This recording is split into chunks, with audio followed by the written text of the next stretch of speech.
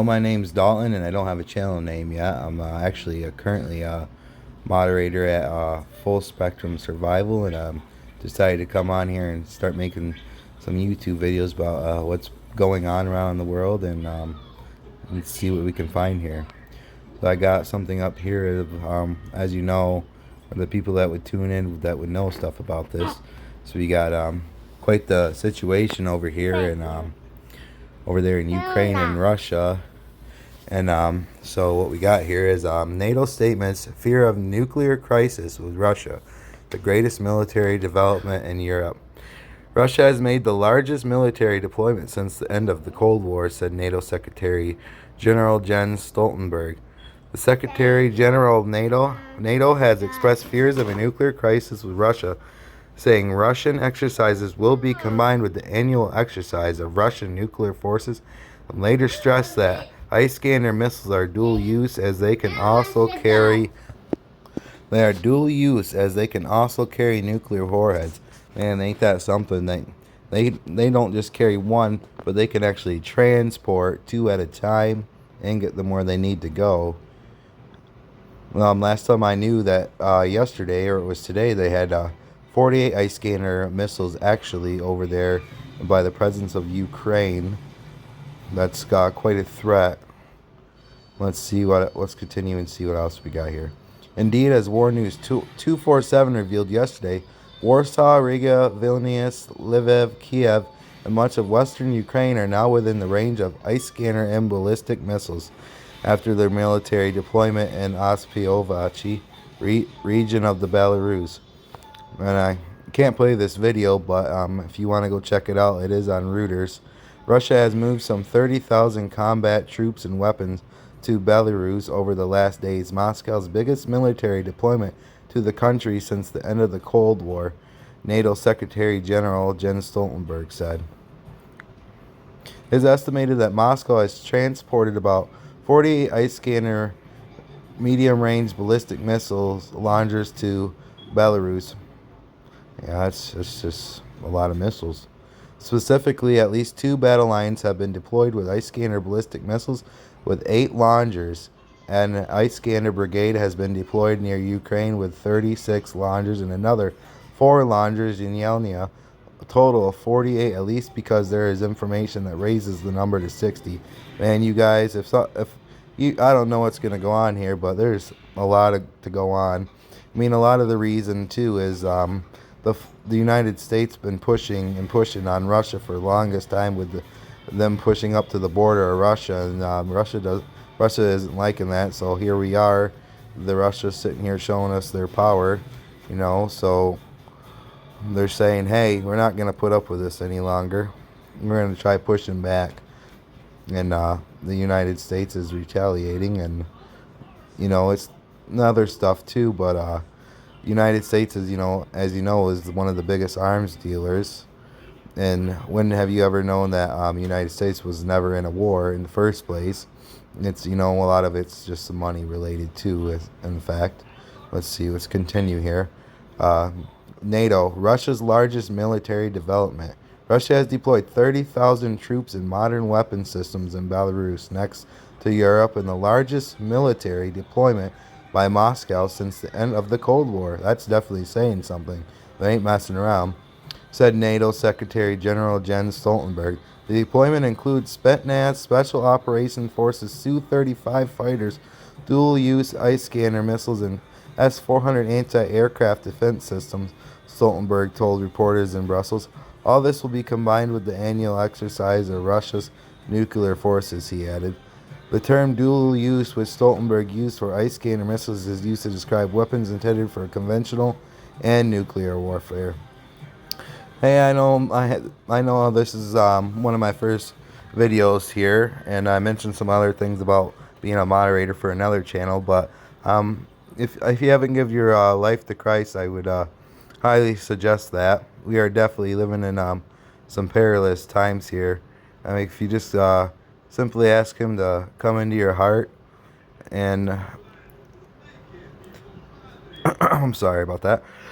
Ask Him to come into your heart and forgive you for your sins, you just need to look for Jesus, anyways, and know that time is coming to a close here with everything that's going on, not just in our world, but every little biblical thing too, aspect that's leading up to all this and other things that will be heading down the road. Anyways, let's continue here.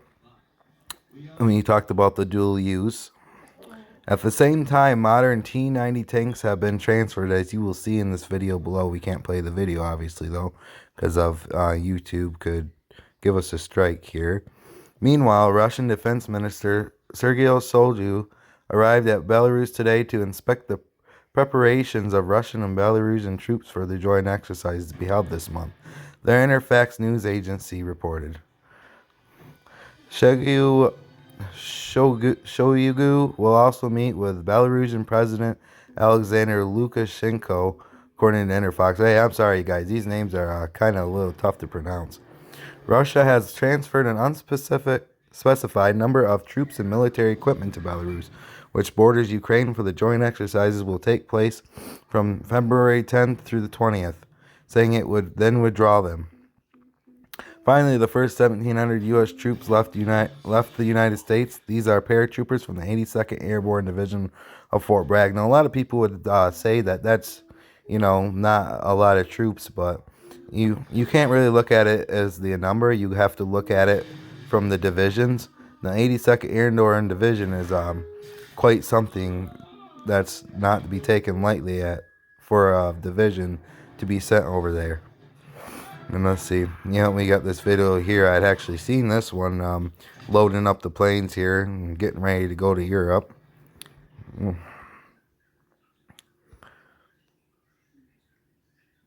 Let's see what else we got here, guys. There's some pictures of more loading up here. Looks like we got some Russian planes here on the move.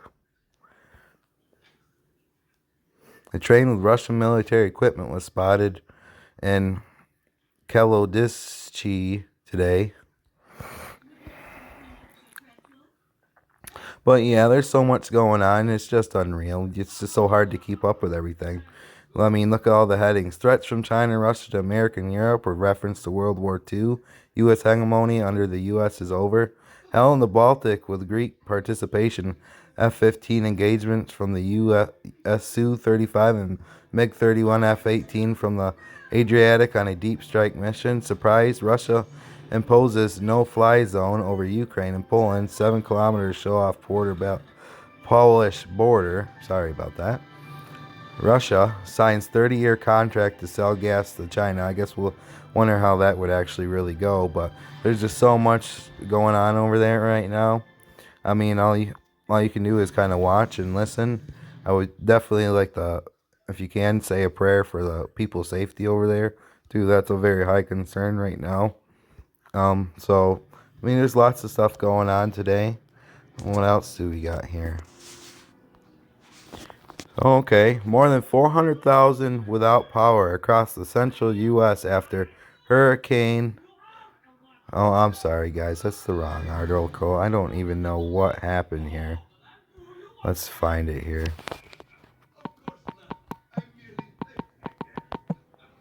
Somehow my articles got mixed up here.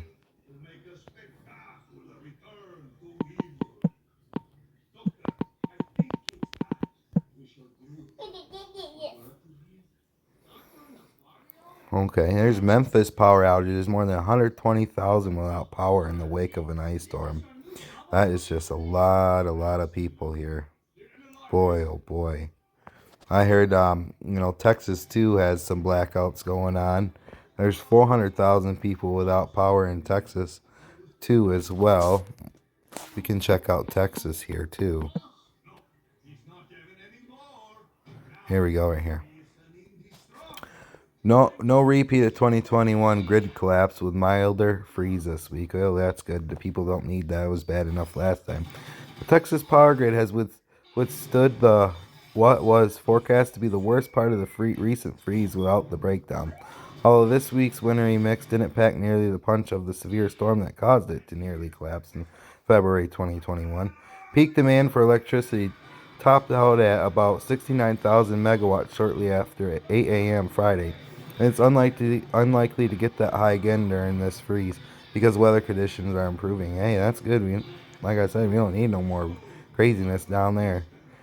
Electric Reliability Council of Texas initially forecast peak electricity usage of about 75,000 megawatts on Friday, but school and businesses closures helped constrain that figure. There are a lot of buildings out there that don't need power this morning, which contributed to the drop, Public Utility Commissioner Chairman Peter Lake said at a storm-related public briefing Friday with Governor Greg Abbott.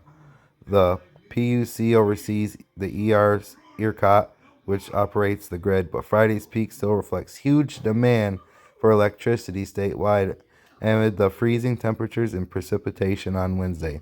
Ahead of the ice storm, power demand came in at about 43,000 megawatts around 8 a.m. Demand was even higher in February 2021. However, when freezing temperatures lasted much longer, without a thaw and precipitation was heavier, more widespread in the storm, peak demand was estimated at about around 77,000 megawatts, although much of it went unfilled because of the blackouts triggered by the failure of the grid. And that grid is just no good down there. It's been no good. We are so overloaded on the grid that all these other places are just being more and more vulnerable, just like last year when a couple hundred people died down there in Texas because the grid went out. Can you imagine actually freezing to death? I can't even imagine that one. Nearly 3,000 people without power in Williamson County. 50 people without power in Austin. Well, that's not too few. That's not too many. I wonder if we can get a little bit more information here what's going on. Here we go. I don't usually do these news sites, but since it's not political, it's probably okay. Texas struck by snow and ice and power outages now. I gotta get off that video because I could get a strike for that one. Powerful winter storm that brought snow, freezing, rain, and sleet to Texas led to hundreds of flight cancellations of thousands without power. And there's kind of a, down here on the third heading down here, you can see just how far that storm really stretched. It affected just hundreds and hundreds of thousands of people. I've got reports of up to almost an inch of ice in some areas. I can't imagine that one. Wonder if we can find some pictures here. So I never actually got to see too many images.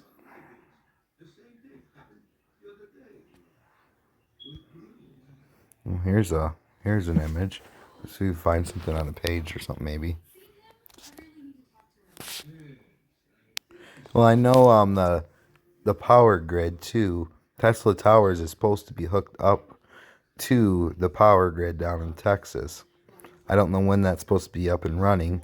The rumors were it was supposed to be soon, but I haven't heard anything more about that one. Alright, let's go see what else we got going on here. Let's check, see what we got for solar weather here. Looks like within just the last day or so, we had a KP index of 5, which is a mild geomagnetic storm. Nothing too significant here. Anything that would be of significance up in here would be up in the 8 and 9. Looks like up in Alaska and Canada, we could be seeing some aurora borealises and stuff like that. But otherwise, the forecast for the space weather forecast, we got a 90% chance of some C flares, 35% on the chart for M flare, and just minor percent chance of X flare possibility.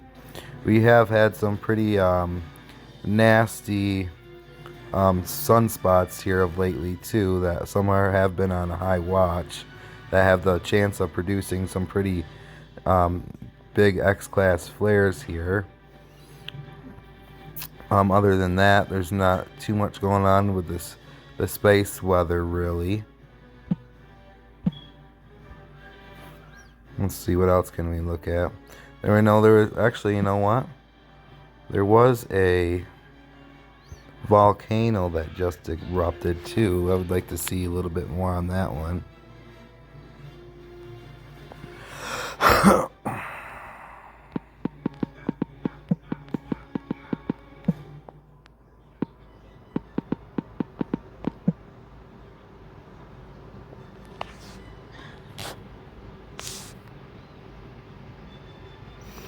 I should have got all these in ahead of time.